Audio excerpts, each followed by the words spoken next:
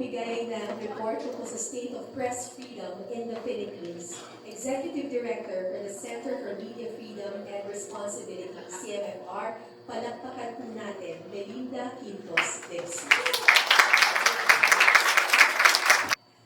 This annual exercise is rooted in the context of human rights as a manifestation as well as a mechanism of democracy.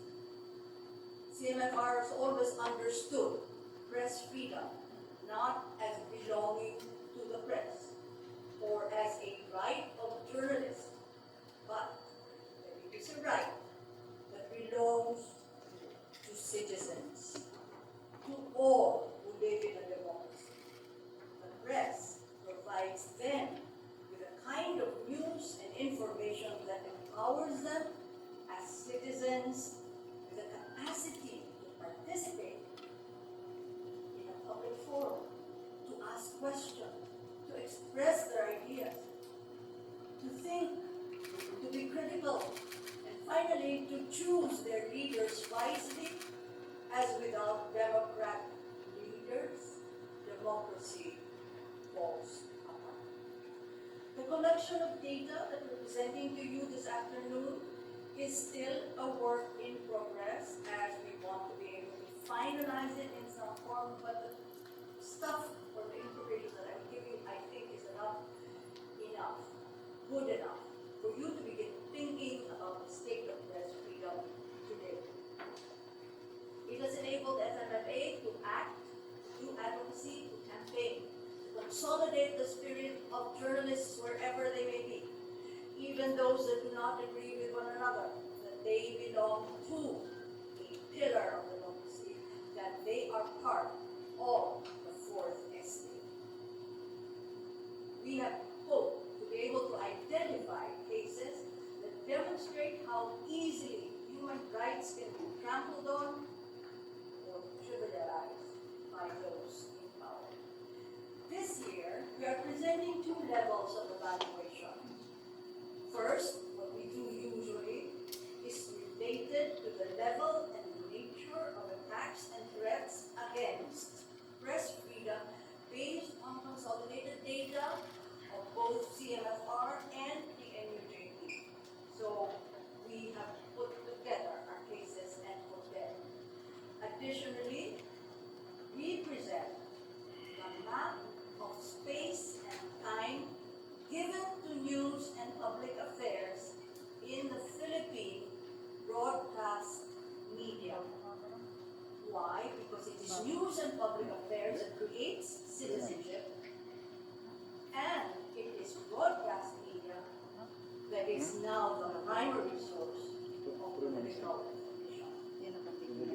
We all agree that the dramatic decline of print is a medium for all the various reasons which I will not discuss anymore.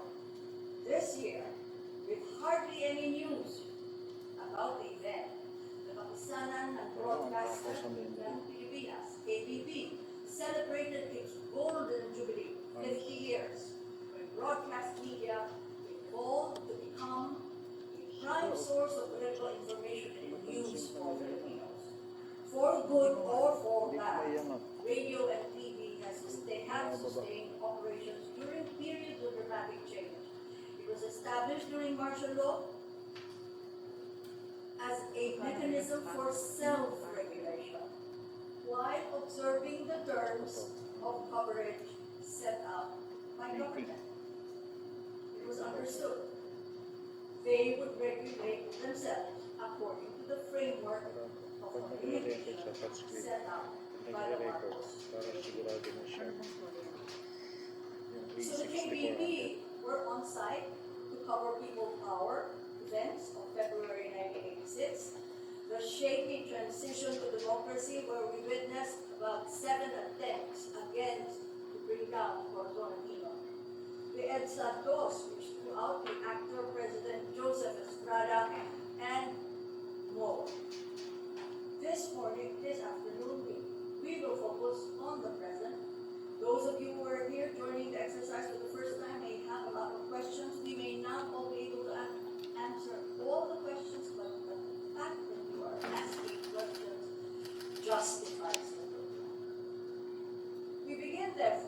graphs that present the nature of attacks and threats against press and journalists in the last 10 months. We have focused on the period after Ferdinand Marcos Jr. took office. Why? Because Duterte had done his damage counting whatever cases there was. It will come out in our yearly reports, but I am not focusing on it anymore. Duterte's personal animosity, as everyone has said, is or was more dangerous, as when he started insulting journalists, when he started using obscenities on the public stage against and targeted media personalities, a lot of people thought that was the way to do. And public officials and other government agencies also followed suit. And we know from our reports how these increase each year, noting assaults, physical, verbal, digital, harassment, banning of journalists from public events, among many others. When Duterte resolved to end the communist insurgency, law enforcement agencies through the National Task Force and Local Communist Armed Conflict, or the NTFL Act, initiated more red tagging of media members and their organizations. Note please that as far as we have checked, there is no law that bans any ideology on any organization. Why? Because we have freedom of speech and freedom of thought. Media, however, is obliged to update its public and the people about the state of insurgency. Reporting on them and being in touch with them does not make reporters insurgents. And yet media and individual journalists have become highly vulnerable to such actions by law enforcement agencies. Also targeted are the NGOs which publish content related to their campaigns and advocacies. Indeed, military personnel have gone as far as raiding university libraries, saying this is subversive, this is communist, and you must pull them out, in direct attack of another important freedom that you should know about. President Marcos, on his side, has been amiable to all. His brief speech at the KPP Jubilee ceremony noted the low ranking 157 the Philippines is in a ranking of countries in the Global Press Freedom Index. And yet, what did he say? He said he hoped to positively improve this ranking working with the KPP. As far as his words and his speeches, President Marcos seems to have turned the page on his predecessor's record. But actions speak louder than words. And there has been, at this point, no real visible action to prevent the kinds of attacks that made Duterte's regime as dark as it could ever be for the media and for democracy. The improvement, however, let's be optimistic, it shows that attacking journalists and the media and insulting them is no longer government's #1 priority. Let us look at the graphs. CMFR and NUJP reported, they are focusing on the 10 months, 75 attacks and threats against media workers, June 30, 2022 to April 30, 2023. 40 of the cases of intimidation include 31 cases of red tagging media members or news organizations and 8 cases of surveillance. Why do we pull out surveillance? Because if you have not been yourself an object of surveillance, you don't know how that feels.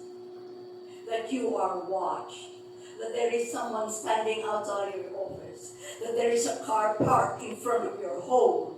You don't know how that makes you feel until you have suffered.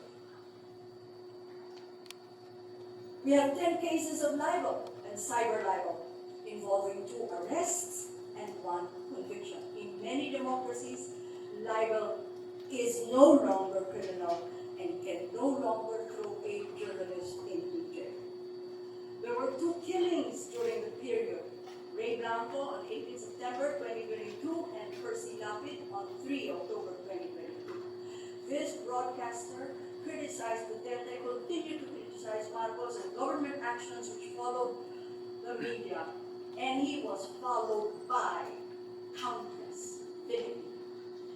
The color elements were easy to follow, and therefore media followed it daily. After all, the procedure had already been featured in a movie where hired assassins in prison were taken out and were then given the liberty to kill. Police investigation has identified, indeed, in the real life investigation, that a ranking official is now the alleged master. Including Lapid's case, 41 cases involve state agents. This, again, we have been tracking from the beginning, and we have been doing this since 1990. Yeah, that's how old I am. No denials. 41 cases now, when before only the military, and not even so many military, were involved in killings. State agents as perpetrators, 23 from national government, 12 from the police, 6 from local government. How dangerous can a world become for people who are doing this job? How much more killings? How much more danger and peril? With red tagging as the category with the highest number suggests that Marcos may not have yet departed from Duterte's custom of deploying law enforcement agents on all fronts, including the pandemic, remember? In fact, 76 exceeds the number of attacks and threats in any one year during the term of Duterte. Kinumpare po namin dun sa mga ibang taon na tinignan namin yung total numbers, napakataas ng 76. Even compared to the yearly assaults that we received under the worst era ever. This suggests that Marcos has not pulled away from that pattern of showing state agents themselves actively going after the media. That I could stop here actually because that's sad enough. And we want to be honest. But we have to move into another level of media containment. I'm calling it containment for now. We may find a better term. We have scanned the media landscape, not the space and time given to news and public affairs, to examine another aspect of control. These programs, after all, are what makes or enables citizenship, without which there is no real citizenship building in the media when you're only considering entertainment and recreation. We want citizens who can think, we want citizens who can evaluate. To observe the dramatic change in print, the pandemic caused numerous, and I'm just going back to the print space here to note that something that you don't pay much attention to because you live and study in the NCR, that community-based publications, one that I had cheered in a column when I was still a columnist, that said this is the sign of real growth in the press, that the community press has now become a true and genuine market. Well, the pandemic kind of took care of that. One only has to pick up any broadsheet to know the diminished presence of print, and one has only to check what's available in your 7-Eleven or any other convenience store on a daily basis to know how much So we are concentrating on television and the digital shift in delivering news. Television arrived in the Philippines in 1952. As a child, it was our magic box. When we finally got one in our home. And into the third millennium had surged as a primary source, not just of entertainment, but it had become a major source, the most dynamic way, in fact, of getting your political stories. Even the spread of social media has not dislodged TV's primacy in the Philippine media landscape because social media still carries TV content. According to the Philippine Statistics Authority, in 2019, 97.5 households in the country have a TV set pa rin. And because advertising revenues pay for the service, Filipinos get all this free, as a matter of speaking. That medium has dominated Filipinos' consumption of news and information with the evening newscast and the nightly public affairs, unfortunately, a little too late for many who work. Of course, we know that more than anything else, Filipinos turn to television for entertainment. Ayaw na nilang kinig ng news. To be in the know, to be connected with celebrities, connected to faces and personalities of noontime variety shows, soap operas, day or prime time. But the pandemic and the government's closure of the major broadcast network, ABS-CBN, caused the earth moved under my feet. Although, if you really listen to the lyrics of Carol, the earth moved for other reasons. The two combined to cause drastic changes in the country's TV viewing habits. First, during the pandemic, more people watched television. The rise of 24% in viewership from 3 and 31 minutes on to 4 hours and 22 minutes in May 2020. As the pandemic persisted, however, television production of programs also got affected. First, they lost the variety shows, which had to take in live audiences. They lost the capacity to send out production crews to shoot on location. Countless drama shows, etc., etc. were no longer there. TV networks had to come up with new ways to create content, moving programs to online platforms. Networks such as GMA7 and TV5 strengthened their own streaming services, while ABS-CBN turned completely digital because digital is not contained or ruled by franchise. The closing down of ABS-CBN, if anybody still here thinks that there were real reasons for closing it down, forget it now. The Committee on Public Utility denied its application after it operated and succeeded in its last 50-year franchise. It should have been routine, and yet it turned out to be a disaster, which all of you should simply accept and say and understand as abuse of state power. ABS-CBN had 143 broadcast stations nationwide in places where people other channels did not want to go. Its closure was therefore a major blow to the industry, cut off communities where only ABS-CBN could give them free TV. That closure had another effect. It suggested to all the newsrooms, to the owners of the news enterprises, that this can happen to you too, huh? And that contained the impact the impulse to get the stories, to look for stories, to search out the stories, and stay in a quiet, safe zone, except for the exceptions that my colleagues who have come up on stage already called attention. Another quick look.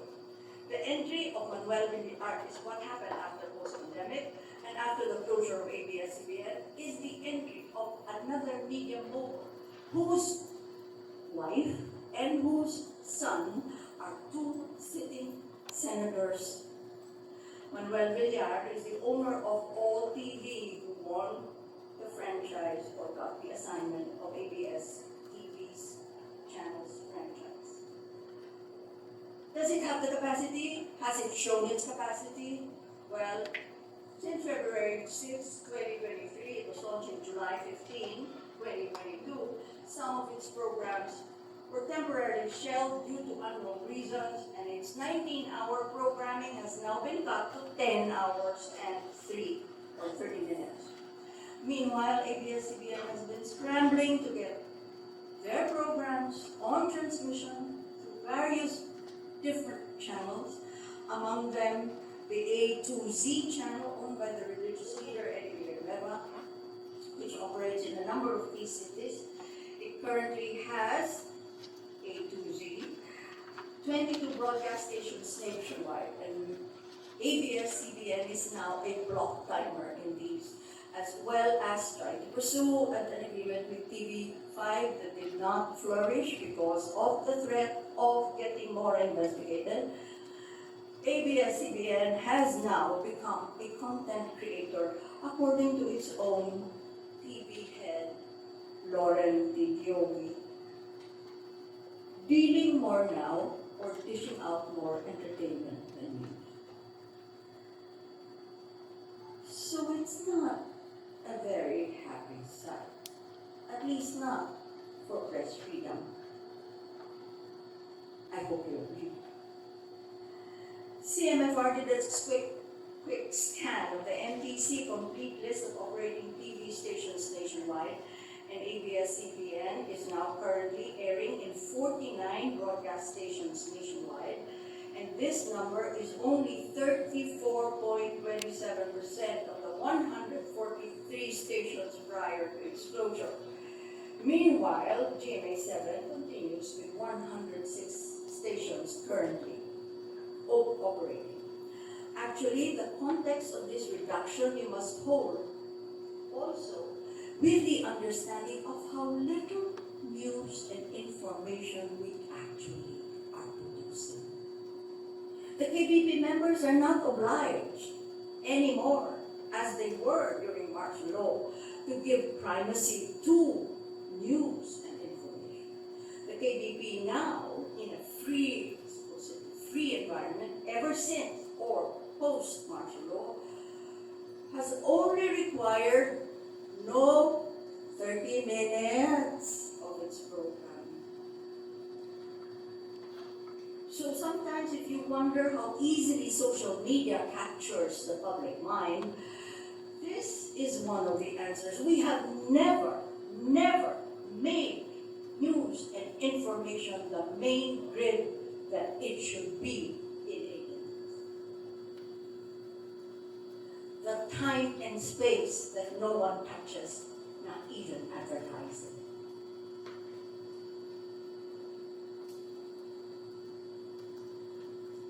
I will not go into more details. Let me just, unless Spencer, you think that I should. Okay, in the circles, yes. You can see how small that portion is that provides in the NCR the amount of free TV.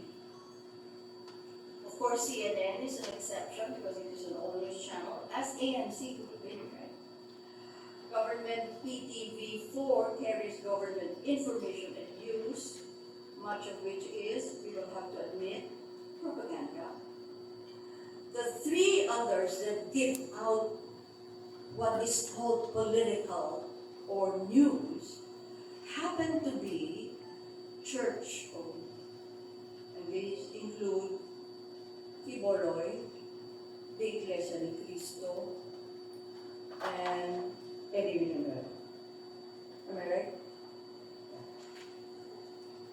All right, so based on Kantar's media studies, the habits have also changed. TV viewership decreased from 94% in 2019 to 89% in 2022. That's relatively small. Online content, however, increased from 59% to 76%. Radio listening decreased slightly, but radio has kept steady. So these are the areas of hope. We can keep all of these areas alive if we think strategically, where will the active journalists want to show their wares. The internet has become democratic space for all sorts of content, catering to a wide variety of audience. And to reach the growing online demographic, print, radio, and television have created their own online versions, not only as a repository of previously published, but also as a platform of living or live original content. How are we doing in the digital space? I am going to do this very, very quickly. The observation that I think I want to share with you, and this I'm really abbreviating what we have prepared because I want the roundtable to have enough time to hear out your question, is that while both the internet and the social media, do we have the dual, do you? Yes. Both the internet and social media show wanting information. In social media, it is only the wanting news stories. Unfortunately, in the social media, journalists and news organizations come only on the 12th rank. Hindi nila kinukuha yung kanilang hinahanap na news stories dun sa mga mamamahayan na naturuan na kung paano gawin ang business ng news. So it's an ironic the reality. We need to kind of like go back there, change the framework, try and find ways of reaching these audiences that are apparently, or when they started, wanted to know about news.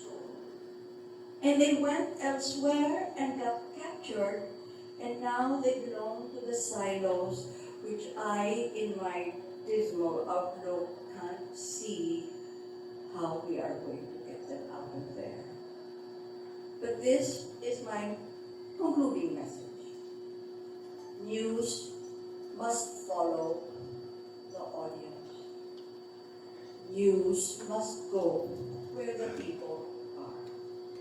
News must create the different ways of keeping it all interesting, making it more relevant, making it more interesting because it is relevant. You have to touch base with your audience. You have to know about them. You have to connect with them.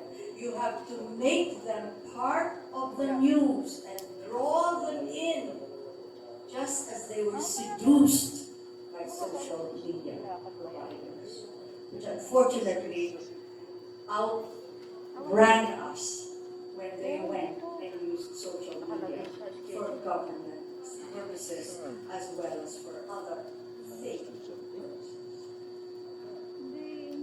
The situation remains fluid, just as the music market seems now to create special audiences for record players, for LPs.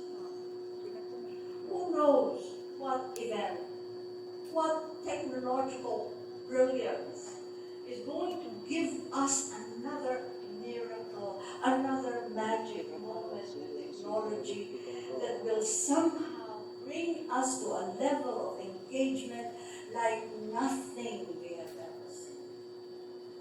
And here in my 70th decade, I allow myself to dream what we've done before, it was easier to do then. It is more difficult to do now. But you have more to prepare you for it. You have had the punishing experience without necessarily being in prison for it, without necessarily having to lose friends and colleagues in the battle. You might combine the greater hope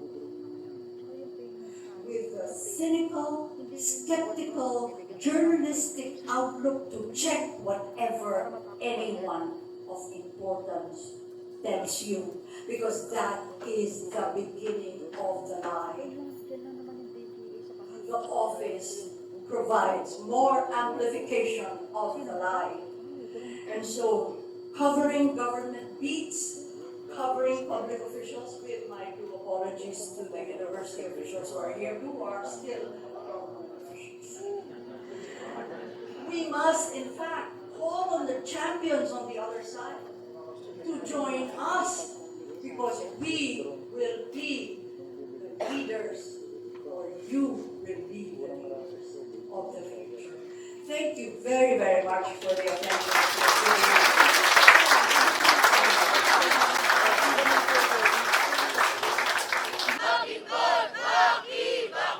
Magmulat, maglingkod, baka!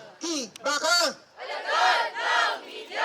Scholar ng bayan! Ngayon ay lumalaban! Ngayon ay lumalaban!